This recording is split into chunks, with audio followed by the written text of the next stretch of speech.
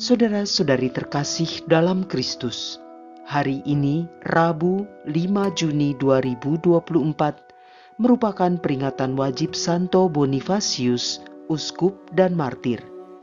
Bacaan dibawakan oleh Marieta Evelyn, Mazmur dilantunkan oleh Marisa Monik, dan renungan ditulis oleh Justinus.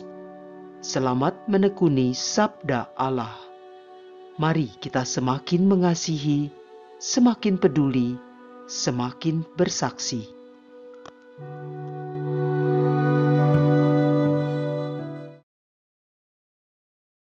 Dalam nama Bapa dan Putra dan Roh Kudus. Amin. Ya Allah, kami bersyukur untuk rahmat kehidupan di hari ini, dan kami berterima kasih untuk rencana keselamatan-Mu bagi kami, sehingga kami beroleh kehidupan dari penebusan Putra Tunggal-Mu, Tuhan kami Yesus Kristus. Kami mohon kiranya Engkau menerangi hati kami untuk dapat mendengarkan sabda-Mu hari ini. Amin. Bacaan dari surat kedua Rasul Paulus kepada Timotius, bab 1, ayat 1 sampai dengan 3 dan ayat 6 sampai dengan 12. Dari Paulus, Rasul Kristus Yesus, oleh kehendak Allah untuk mewartakan janji tentang hidup dalam Kristus Yesus, kepada Timotius, anakku yang terkasih. Kasih karunia, rahmat dan damai sejahtera dari Allah Bapa dan dari Yesus Kristus Tuhan kita menyertai engkau. Aku mengucap syukur kepada Allah yang kulayani dengan hati nurani yang murni seperti yang dilakukan nenek moyangku. Dan selalu aku mengingat engkau dalam permohonanku, baik siang maupun malam. Karena itulah kuperingatkan engkau untuk mengobarkan karunia Allah yang ada padamu berkat penumpangan tanganku. Sebab Allah memberi kita bukan roh ketakutan, melainkan roh yang membangkitkan kekuatan, kasih, dan ketertiban. Jadi janganlah malu bersaksi tentang Tuhan kita, dan janganlah malu karena aku, seorang hukuman karena Dia. Tetapi berkat kekuatan Allah, ikutlah menderita bagi Injilnya. Allah menyelamatkan kita dan memanggil kita dengan panggilan kudus, bukan berdasarkan perbuatan kita, melainkan berdasarkan maksud dan kasih karunia-Nya sendiri. Semua itu dikaruniakan kepada kita dalam Kristus Yesus sebelum permulaan zaman.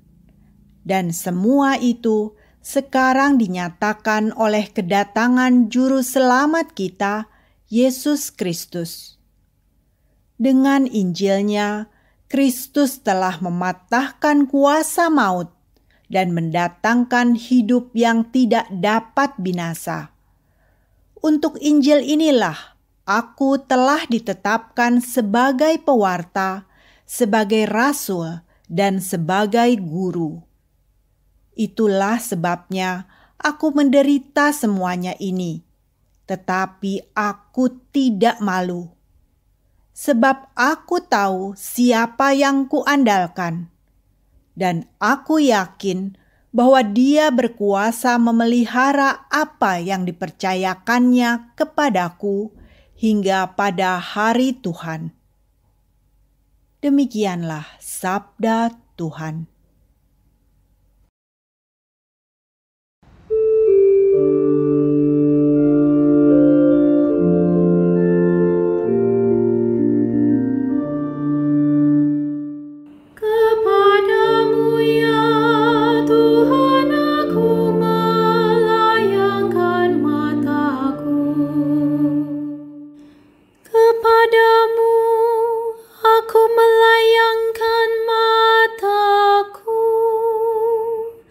Ya Engkau yang bersemayam di surga,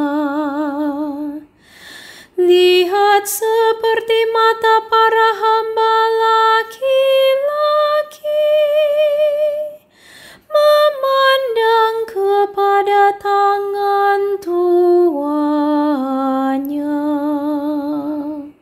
Kepadamu ya Tuhan aku melayangkan mataku,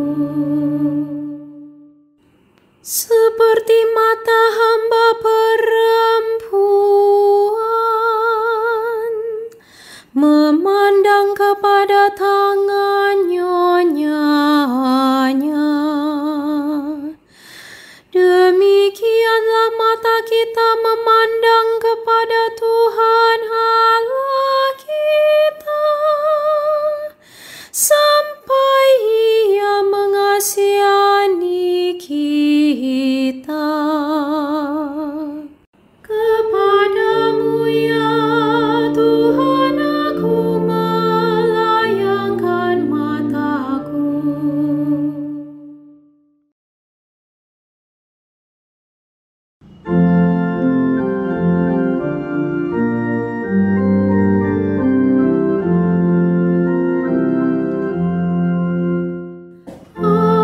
Haleluya, haleluya, haleluya.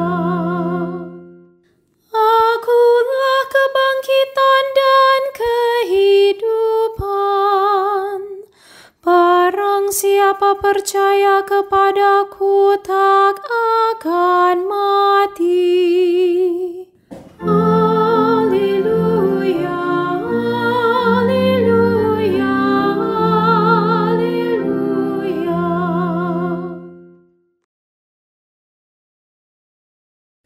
Inilah Injil suci menurut Markus, bab 12 ayat 18 sampai dengan ayat 27. Pada suatu hari, datanglah kepada Yesus beberapa orang Saduki yang berpendapat bahwa tidak ada kebangkitan. Mereka bertanya kepadanya, "Guru, Musa menuliskan perintah ini untuk kita. Jika seseorang yang mempunyai saudara laki-laki mati dengan meninggalkan seorang istri tetapi tidak meninggalkan anak, saudaranya harus kawin dengan istrinya itu dan membangkitkan keturunan bagi saudaranya. Ada 7 orang bersaudara. Yang pertama, kawin dengan seorang wanita, lalu mati tanpa meninggalkan keturunan. Maka yang kedua mengawini dia, tetapi juga mati tanpa meninggalkan keturunan. Demikian juga yang ketiga. Dan begitulah seterusnya, ketujuh-tujuhnya tidak meninggalkan keturunan. Akhirnya wanita itu pun mati. Pada hari kebangkitan, bila mana mereka bangkit, siapakah yang menjadi suami wanita itu? Sebab ketujuh-tujuhnya telah beristrikan dia.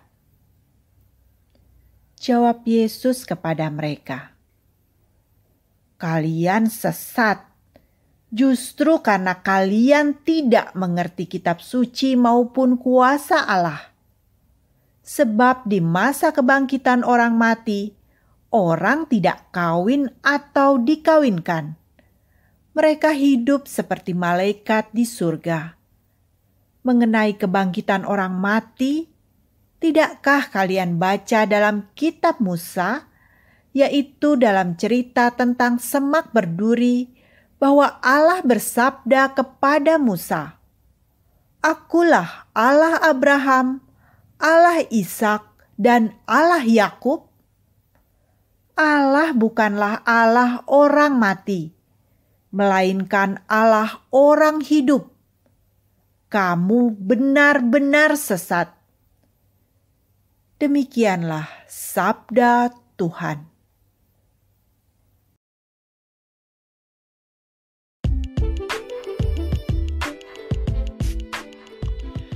menjadi saksi Allah bagi orang hidup. Renungan dibawakan oleh Agustinus Ronald.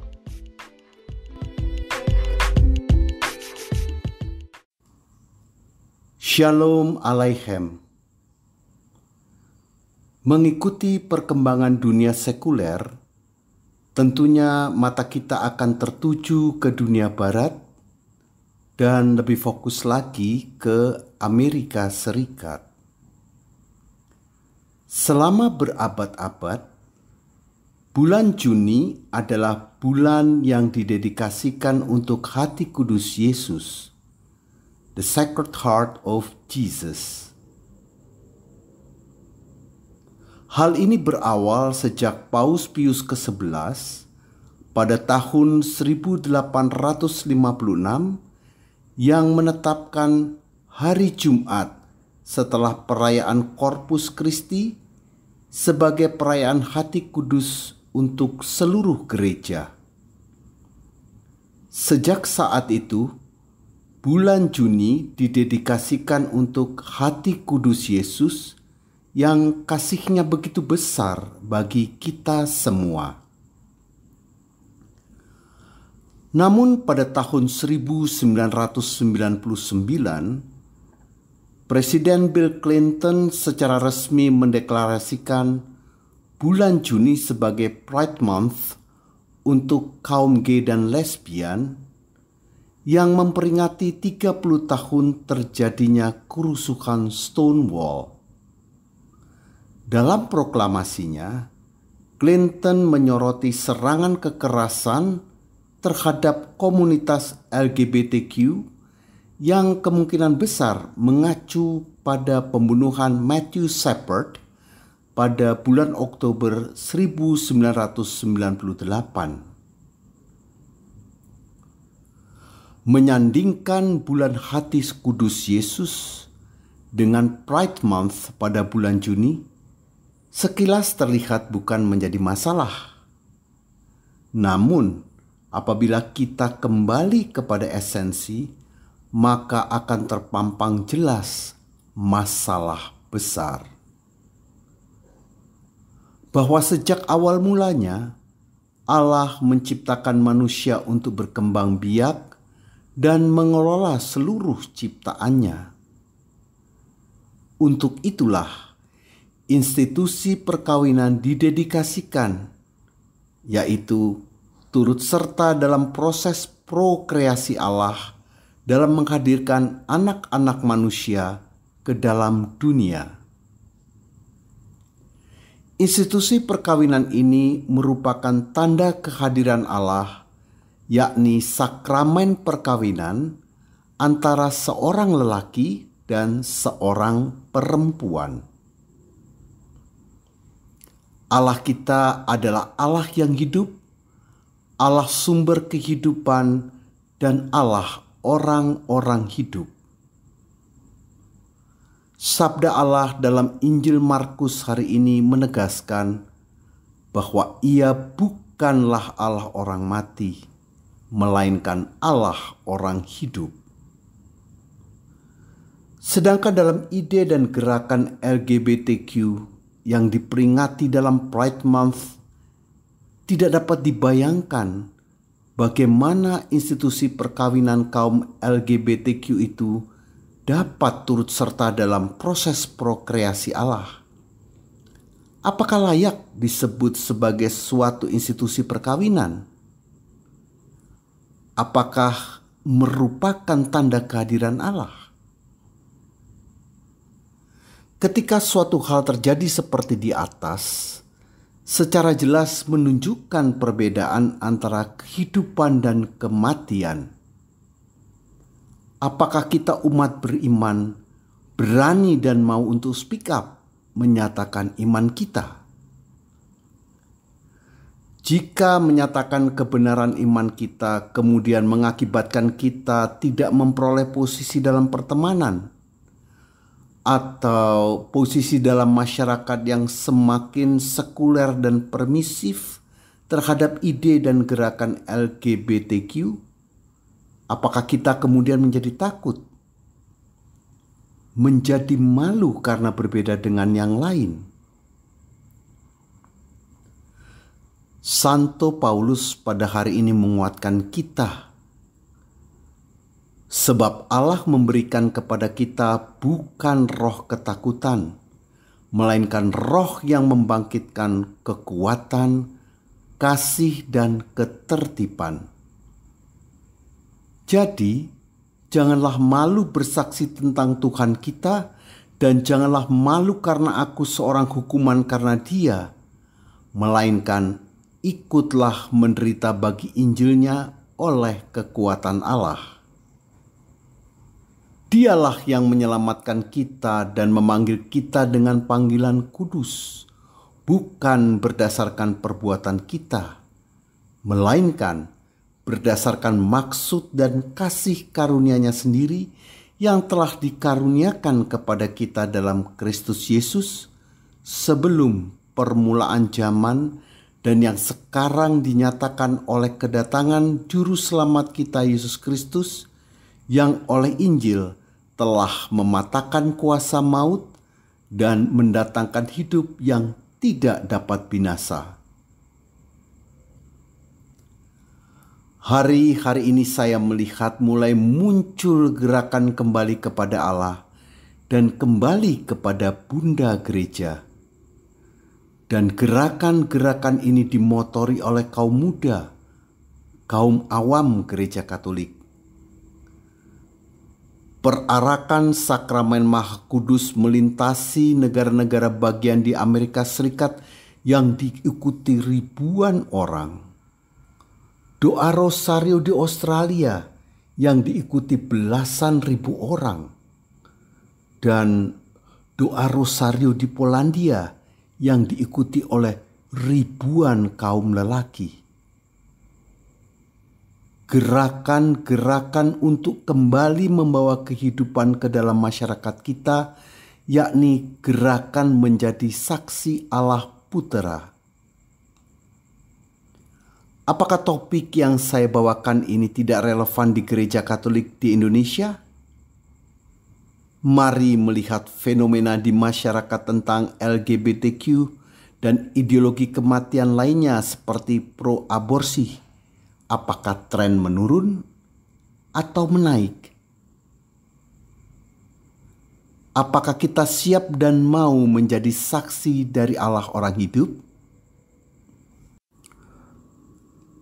Marilah berdoa.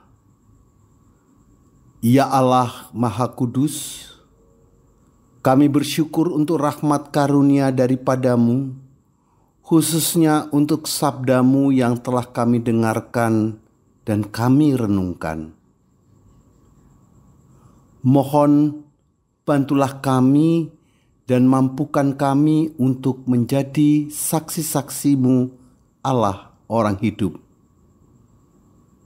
Doa ini kami haturkan dengan perantaraan Yesus Kristus, Tuhan dan Juru Selamat kami, yang hidup bersama Dikau dalam persatuan dengan Roh Kudus, Allah sepanjang segala abad.